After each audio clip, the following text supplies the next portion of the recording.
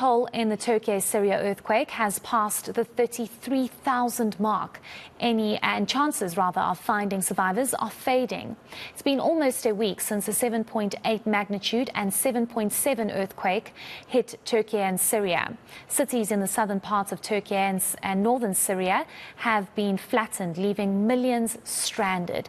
Let's get an update now from our reporter Dasen Thathia, who is in Turkey. Thanks for joining us, Dasen. I'm sure the situation still remains rather volatile with search and rescue operations still underway. I hope you're keeping warm. It looks like you're around a fire. Maybe just tell us what's happening where you are. Yes, Heidi, well, let me start with what we're doing here. So this has become a ritual here every night. We're at a camp which is set up at the Hatay Stadium.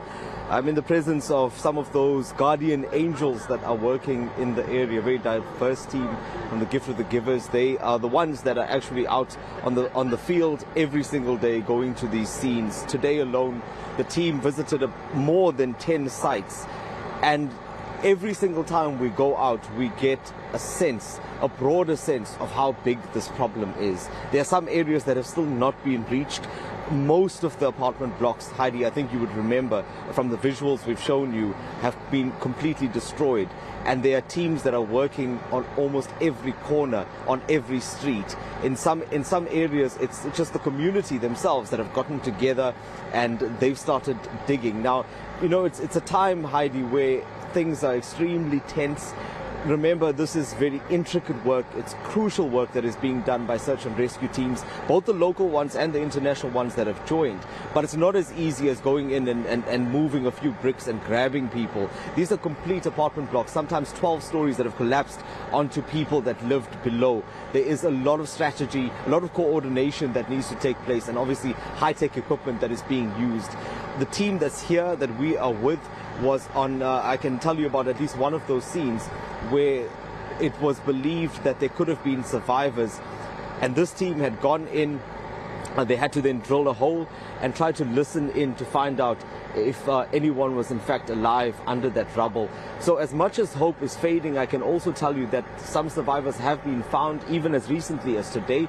We heard that at about 2 or 3 different locations, and miraculously they are fine, except for the fact that they would obviously be dehydrated and so on, and they need urgent help. But in most cases, those that are there are telling us that they can be rehabilitated after such a long ordeal. It's 7 days now that some of these people have been trapped in these voids during these collapses. And in some instances, Heidi, there's also some anger developing.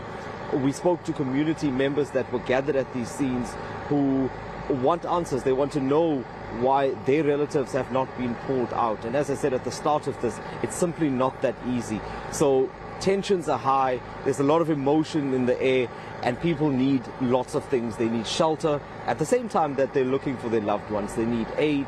Some of the people we spoke to today say they haven't even received tents and they had to make a plan. And speaking of that, at that particular location, I had an opportunity to speak to a man who told me how he escaped during that earthquake or shortly after that earthquake with his sister. Heidi, I want you to listen to this interview that we conducted. Unfortunately, he didn't want to be on camera. Understandably so, he's still quite emotional. But nevertheless, he narrated a story to me, and I want you and our viewers to listen to that now. How did you get out of the house? The earthquake is start. It's first second I wake up. I was sleeping so early, and then I run to the door, and I took my 2 sisters with me, and we came out to apartment, and building fell down to my legs. My 2 legs is injured already, and then I pulled my sister, and she fell down, and then I don't know what happened. It was like 1 minute 35 seconds. And then whole building was crushed, like you see. And what did you manage to, did you take anything with you? Nothing, even socks, even shoes. I was almost naked.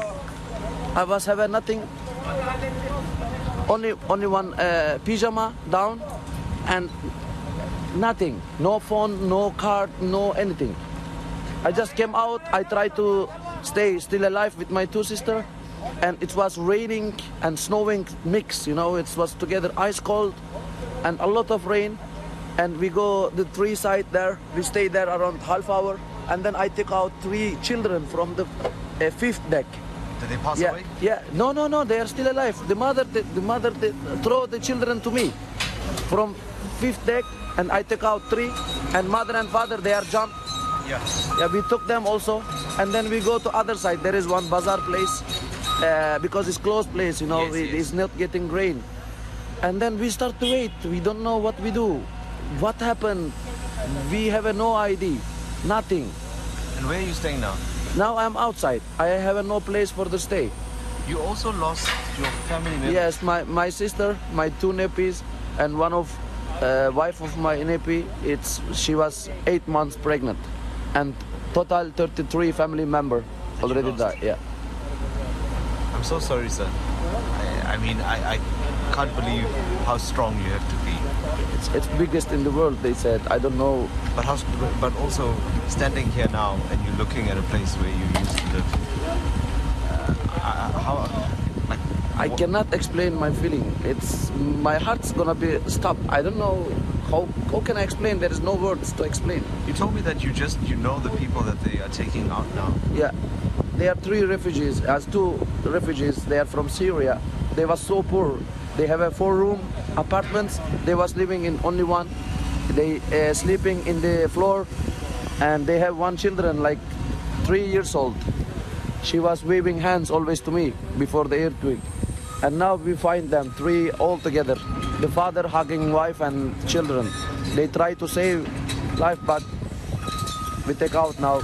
They are 3 already This is the baby. Yes, this is the baby. They take out now. It's only 3 years old.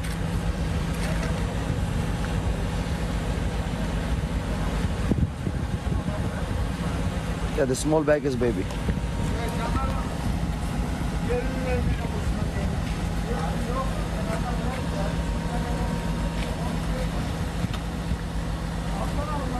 And additional, I have to say, thanks to Turkish soldier, they are in from the beginning. They are here with us.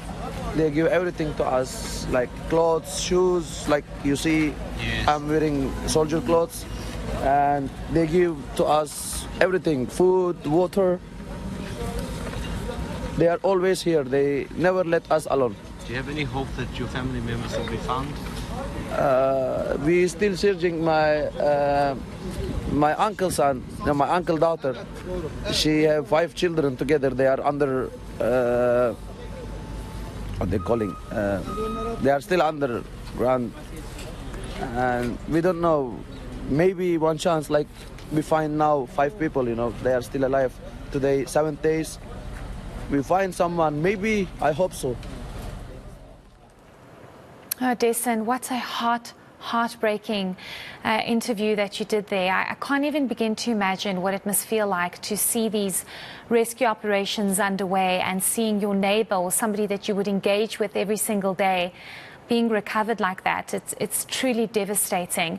I know that it's nighttime now, and I'm sure rescue operations have been put on hold until the morning. But maybe speak to us about the complexities around rescue operations, especially because it's not just about digging and trying to find bodies, because some people might still be alive under that rubble miraculously. Definitely, Heidi, there's a lot more to it than I think people understand or know. If you even had to look at this operation here, just getting here, it took a while. I think it took about 2 days or 3 days before the teams actually got on the road. And this is a very resilient team that we are with, a very diverse team from across South Africa that we're working with different expertise. And they've all, you know, despite all of those challenges, like just being here at this campsite that had been set up. When they got here, for example, even to get started, there was very little available. There weren't tents that were provided by the Disaster Management Agency. There aren't even toilets that are provided here. But yet the team that's here made a plan and started organizing things and all of that. So that's even before they get out to where they're going. Then there's the issue of coordination when you're there, because you don't want to reinvent the wheel, so to speak, because you've got Chinese teams from Singapore, other countries all across the world. And you wouldn't want a situation where each team is working in a silo, right? Where they go and do what the other team did. So what we've been seeing now is that there's been a lot of these conversations that have been happening between this South African team and other teams to ensure that they cover different areas. For example, today there was a certain degree of expertise that was brought by the Gift of the Givers team on that site. So when they needed to work, some of the other teams almost moved aside and allowed them to do what it is that they needed to do.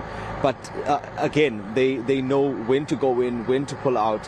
They visited various sites. This is all being coordinated under the umbrella of the Disaster Management Agency.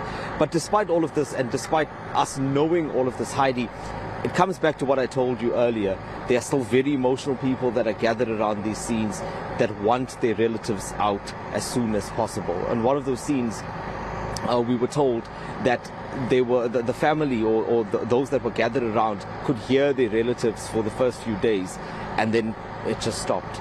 And that was obviously an indication that they passed away. The last scene that we visited today was where a mother was standing by and watching while the teams retrieved her daughter. Earlier in the day, it was another mother and a daughter that was taken out from there. Heidi, I don't even want to imagine what the final death toll is going to be, or how many people we will eventually find out are still missing.